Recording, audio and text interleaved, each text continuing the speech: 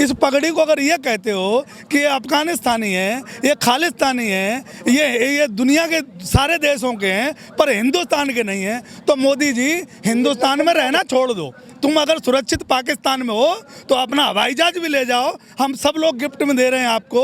जो 900 करोड़ का खरीदा है आपने, आपके लिए हिंदुस्तान सुरक्षित नहीं है, क्योंकि यहाँ किसान जाग चुका है अब। और तुमने बहुत बेवकूफ़ बना लिया है मुझे। 14 में बेवकूफ़ बनाया, 19 में बेवकूफ़ बनाया, हमें नौकरी के नाम पे बेवकूफ़ बनाया, नोटबंदी के नाम पर बेवकूफ़ बनाया।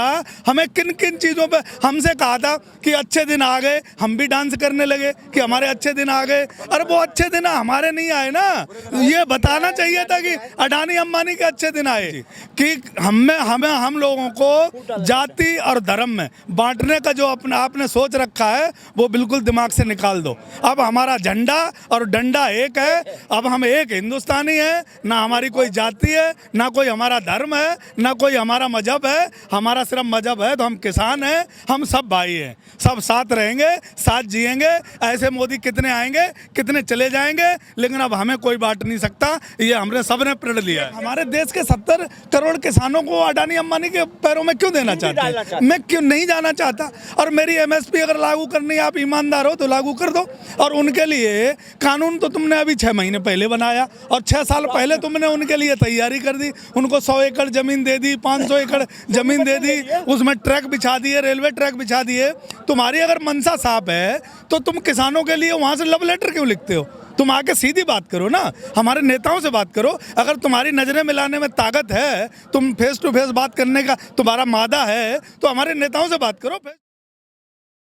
सर, सबसे पहले आपका स्वागत है डीएस न्यूज़ में। कैसे आप देखते हैं सर, किसान जो है, बताया जा रहा था कि किसानों की जो एकता है वो टूट रही है, दिन प्रतिदिन कम होते जा रहे हैं, लेकिन यहाँ तो कुछ और देखने को मिल रहा है। क्या इससे भी ज़्यादा भीड़ आने वाली है? फर्स्टली आई वुड थैंक्स कि आप जैसे चैनल्स जो हैं वो आके किसानों की बाइट्स लेते हैं और किसानों से पूछते हैं कि दिक्कतें क्या हैं, प्रॉब्लम्स क्या हैं, आप ग्राउंड रियलिटी पर आते हैं।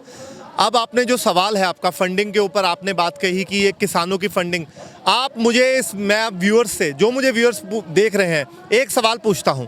कोरोना की महामारी थी, ये केवल किसान ही था, ये केवल गुरुद्वारे ही थे या कुछ मंदिर ही थे जिन्होंने लोगों को अनाज देना, तब ये सवाल क्यों नहीं पूछा सरकार ने कि फंडिंग कहाँ से आ रही है? अब इन्हें चिंता हो गई। अब चिंता इसलिए हो गई कि भैया बैठे क्यों हैं, बैठ के खा क्यों रहे हैं, और खा रहे हैं तो कब तक बैठे रहेंगे? तो कहीं ना कहीं ये सरकार की जो कहते हैं ना पसीने छूट रहे हैं, ये पसीने छूटने और पसीने में छूटने में और उनको चिंता जो है उसमें आते हुए सवाल हैं। तो कोई बात नहीं, किसान इन चीज़ों से डरता नहीं है। सबूत खड़ा करें, चाइना से आ रहे हैं, अरे वहाँ से आ रहे, अरे हम भारत के वासी हैं, हम तिरंगे की ओर में, आप अगर स्टेज देखें कहीं पे देख लें, अब हमें विश्वास दिलाने की जरूरत नहीं है किसान को कि किसान भारत का वासी है। किसान सबसे पहला नागरिक है भारत का। जब 60 से 65 से 70% आपकी आबादी हो तो आधे से ज़्यादा आप हैं। तो मेरा यही कहना है कि तिरंगे की ओर में आए थे और तिरंगे की छांव के नीचे ही आज रहेंगे, और आगे भी हमारा यही कहना है। हमें जो ये बदनाम कर रहे हैं फंडिंग के नाम पे कि भैया फंडिंग कहाँ से आ रही है, उसका जवाब भी आप ही ढूंढें, क्योंकि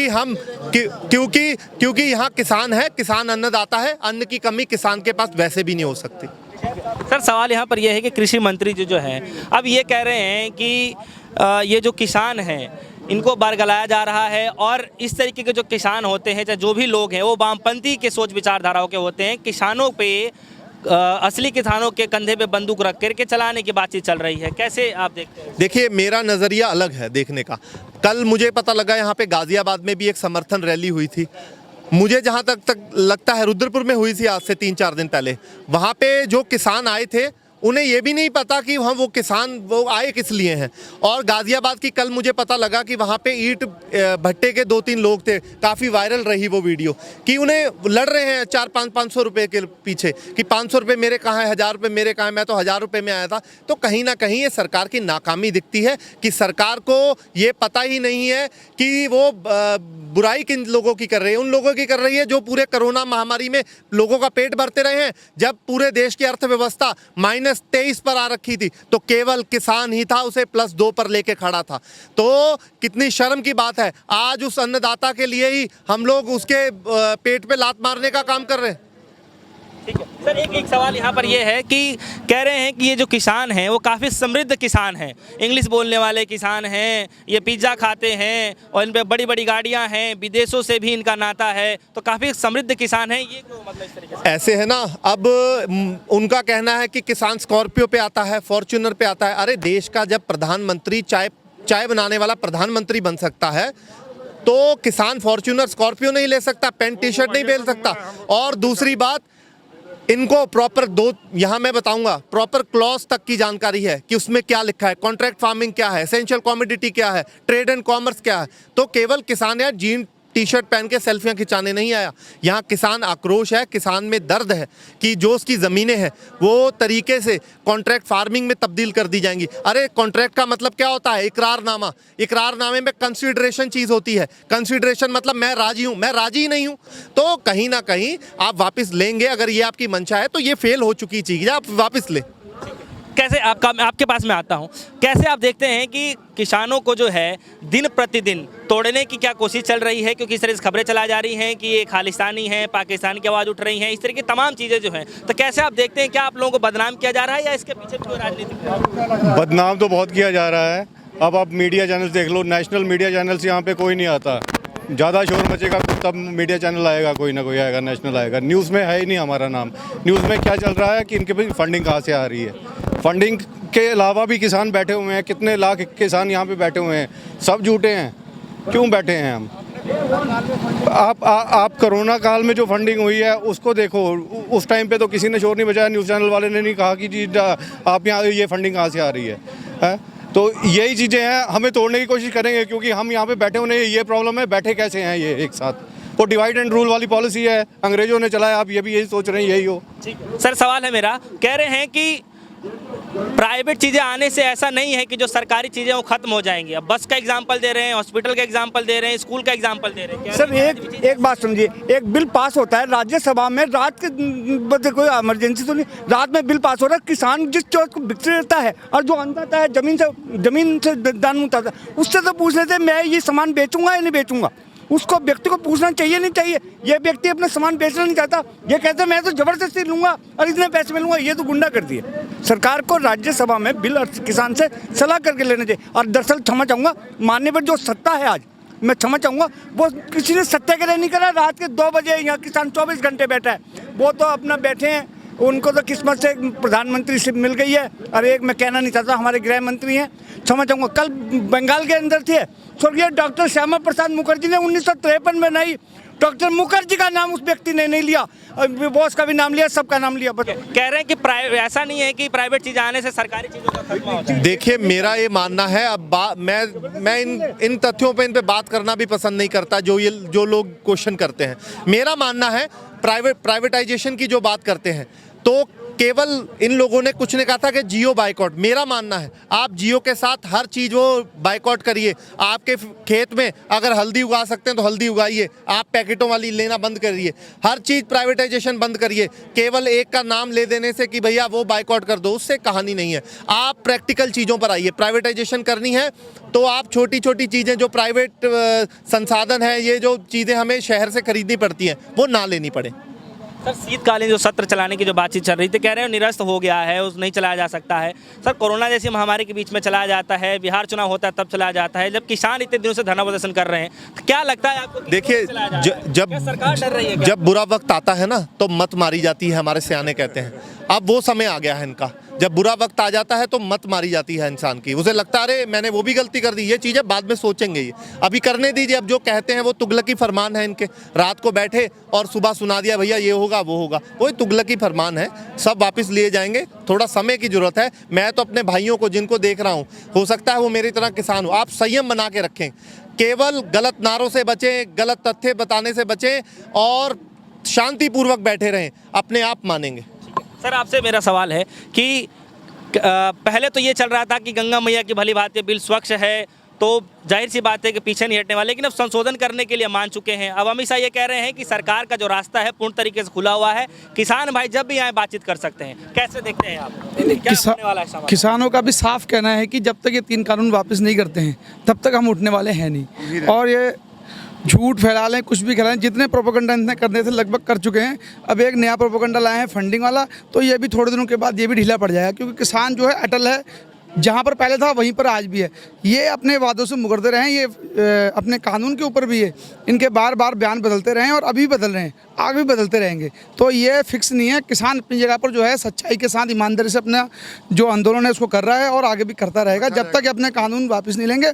एमएसपी पे गारंटेड कानून जब तक नहीं देंगे तब तक किसान हटने वाला नहीं है। ठीक है सर, एक आपसे मेरा सवाल है, क्या लगता है कि सरकार जो पहले टिक लगा करके बैठी हुई थी कि हम बिल्कुल वापस नहीं करेंगे, ना ही संशोधन करेंगे, ना ही कुछ भी, लेकिन अब संशोधन करने के लिए तैयार है। अब जगह जगह चौपाल भी लगाए जा रहे हैं, कह रहे हैं कि 700 से ज़्यादा सभाएं लगाएंगे, चाहे पंचायतें की जाएंगी, किसानों को समझाया जाएगा, संशोधन करने के लिए तैयार है। तो यानी पहले से कुछ नर्मता आई है इस सरकार के अंदर। नरम इसीलिए हुए हैं क्योंकि हम यहाँ पे आके बैठे हैं, नहीं तो वो मानने को तैयार नहीं थे कि गलत है ये कुछ। अब गलतियाँ कैसे मिलने लग गई उसी कानून के अंदर।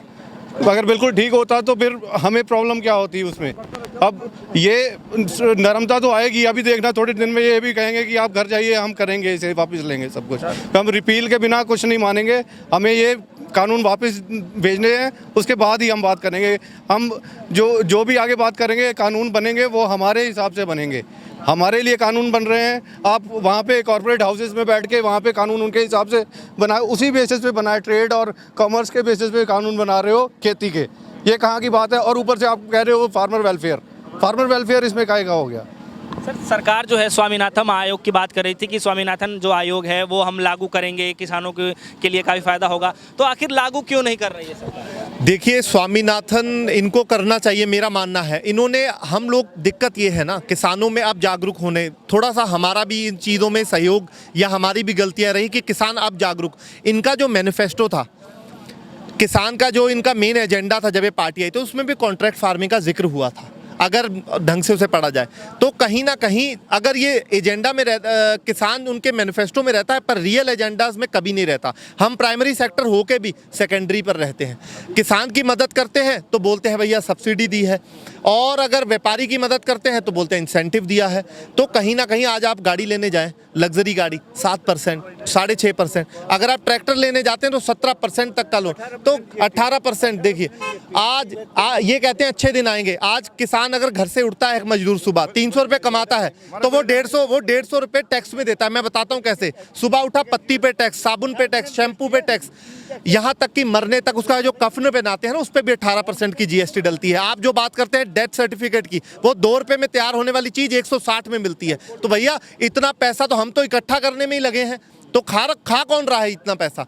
और अब कॉन्ट्रैक्ट फार्मिंग इन्होंने दे दी भैया, दो या 3 सेक्टर, यहाँ तक 45 कंपनीज उनकी रजिस्टर्ड हो चुकी हैं, एग्रो कंपनीज, अडानी अंबानीज की। तो कहीं ना कहीं ये किसान का केवल हमारा बदनाम करने का किसी को वो नहीं है कि अडानी अंबानी, वो बाकायदा सबूत है उसके। लेकिन वो तो ये कह रहे हैं कि जरूरी नहीं है कि अगर कॉन्ट्रैक्ट फार्मिंग हो रही है तो किसी को कंपलसरी है कि वो आकर के, मतलब वो उसकी ज़मीनें ले ली जाएंगी, चाहे इस तरीके से चलाया जाएगा, ऐसा कुछ नहीं है। भ्रमित करने की कोशिश की जाए। देखो, मैं बताता हूँ, हमारे भी भाई अमेरिका, ऑस्ट्रेलिया, कनाडा में रहते हैं।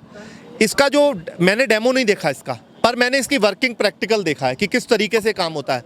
आज हमारा भाई ऑस्ट्रेलिया, अमेरिका जाता है, वो किसानी से नहीं जुड़ता, वो और किसी काम, मैकडी पे काम कर लेगा, बर्तन धो लेगा, वहाँ जाके खेती में नहीं जुड़ता कहीं ना, क्योंकि वहाँ ये चीज़ें फ़ायदेमंद हैं। 1960 में यूरोप और बाहर अमेरिका कंट्रीज़ में वहाँ पे ये कॉन्ट्रैक्ट फार्मिंग आई थी।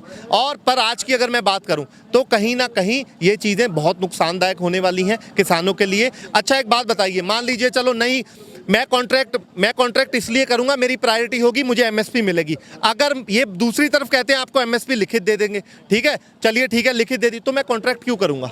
मुझे कॉन्ट्रैक्ट करने की जरूरत क्या है? अगर मुझे एमएसपी मिल रही है तो मैं कॉन्ट्रैक्ट करूंगा ही नहीं।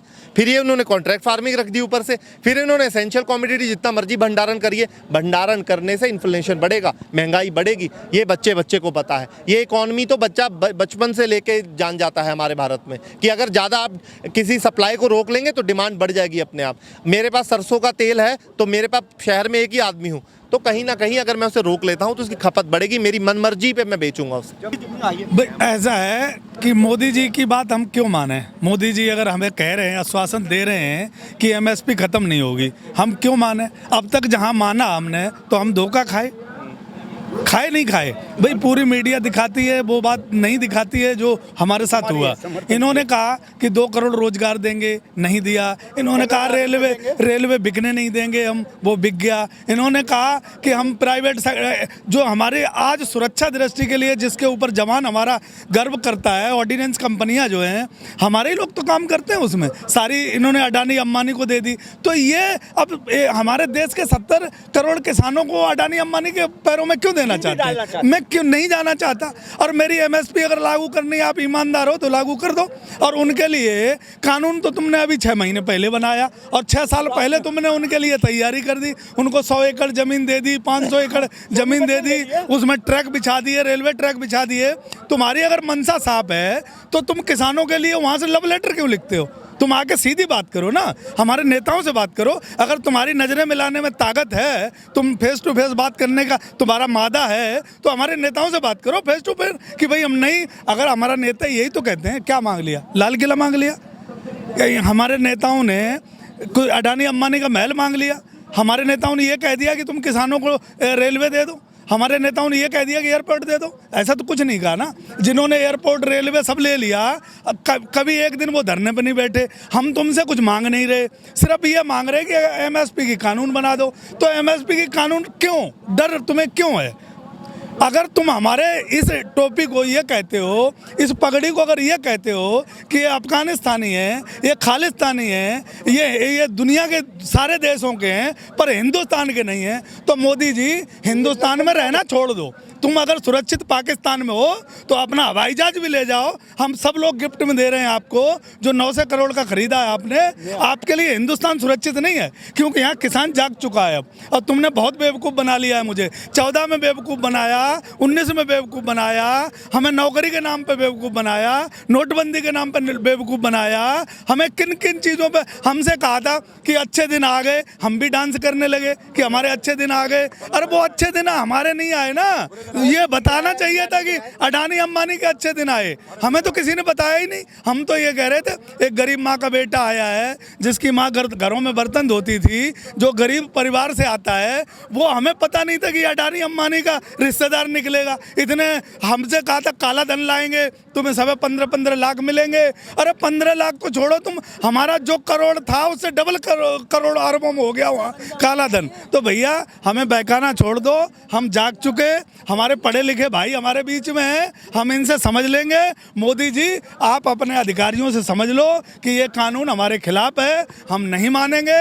मर जाएंगे, कट जाएंगे, जिंदगी कुछ भी हो जाए हमारी, हम यहीं बैठे रहेंगे जब तक हमारे नेता संतुष्ट नहीं होंगे, हमारे किसान भाई संतुष्ट नहीं होंगे किसी भी कीमत पे। और एक बात मैं बता देना चाहता हूँ कि पूरा प्रशासन और मोदी जी कि हम लोगों को जाति और धर्म में बांटने का जो आपने सोच रखा है वो बिल्कुल दिमाग से निकाल दो। अब हमारा झंडा और डंडा एक है, अब हम एक हिंदुस्तानी हैं, ना हमारी कोई जाति है, ना कोई हमारा धर्म है, ना कोई हमारा मजहब है। हमारा सिर्फ मजहब है तो हम किसान हैं, हम सब भाई हैं, सब साथ रहेंगे, साथ जिएंगे। ऐसे मोदी कितने आएंगे, कितने चले जाएंगे, लेकिन अब हमें कोई बांट नहीं सकता। ये हमने सबने प्रण लिया है।